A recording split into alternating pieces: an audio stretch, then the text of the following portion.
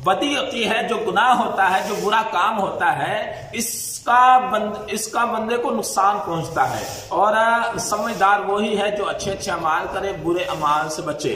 और वक्ती तौर पे तो बंदा ये अच्छा समझ रहा होता है, बेपर्दगी को अच्छा समझ रहा होता है, गाने बाजों को अच्छा समझ रहा होता है, बेहयाई को अच्छा समझ रहा होता है, और माँ बाप को सताना अच्छा समझ रहा होता है, किसी का नाहक माल खाना अच्छा समझ रहा होता है, किसी को गाली देना अच्छा समझ रहा होता है, किसी पर जुल्म करना अच्छा समझ रहा होता है, नमाज छोड़ना अच्छा समझ रहा होता है, मस्जिद से दूर होना अच्छा समझ रहा होता है, और किसी को जुल्म सितम का शिकार करना अच्छा समझ रहा होता है, किसी का ना हक खाना अच्छा समझ रहा होता है, अपनी आंखों को हराम से पुर करना अच्छा समझ रहा होता है। लेकिन याद रखिए ये अच्छा नहीं, वक्ती तौर पर उसको अच्छा लगता है, लेकिन आने वाले वक्त में और उसी वक्त बल्कि उसी वक्त उस पर नुहसत छा जाती है। गुनाह करने से दिल काला हो जाता है और दिल सख्त हो जाता है, जिसकी वजह से बंदा अजाब का गिरफ्तार होता है। दुनिया आखिरत में ज़लील और रुसवा होता है, दुनिया में भी अजाब का बायस होता है, कब्र में भी फंस जाता है,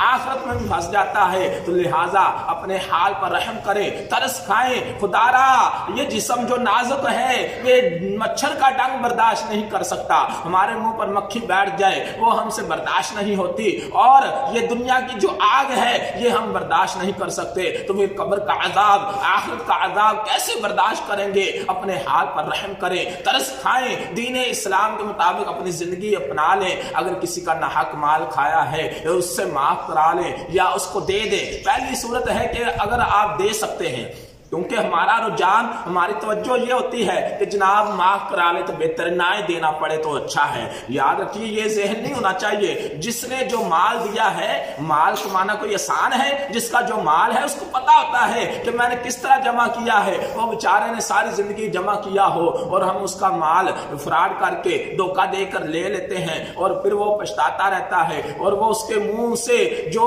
अल्फाज निकलते हैं, जो उस पर बीतती है, जो उसके हालात होते हैं, वो वही जान सकता है। हमने तो उसको धोखा दे के माल ले लिया। और हमारा ये ज़हन होना चाहिए कि आज ये दरस सुनकर, ये बयान सुनकर सच्ची तौबा कर ले कि अगर किसी का नाहक माल खाया है तो उसको वापस कर दें। अगर वापस नहीं कर सकते तो थोड़ा थोड़ा करके वापस कर दें। अगर ये भी नहीं कर सकते तो फिर आखिरी मौका, आखिरी गुंजाइश ये है कि उससे माफ करा लें, दुनिया में हिसाब किताब कर लें। अगर किसी का 1 रुपया भी देना है तो माफी तलाफी कर लो, वरना याद रखो बनी इस्राइल के अंदर जो 70 साल जिसने इबादत की और उसका हिसाब किताब का मामला हुआ और उसको जन्नत से जाने रोक दिया गया, वजह क्या थी कि उसने मालिक की इजाजत के बगैर एक तिनखा दांतों में खिलाल करने के लिए दिया था, वो माफ कराना रह गया था और उसको जन्नत से जाने से रोक दिया।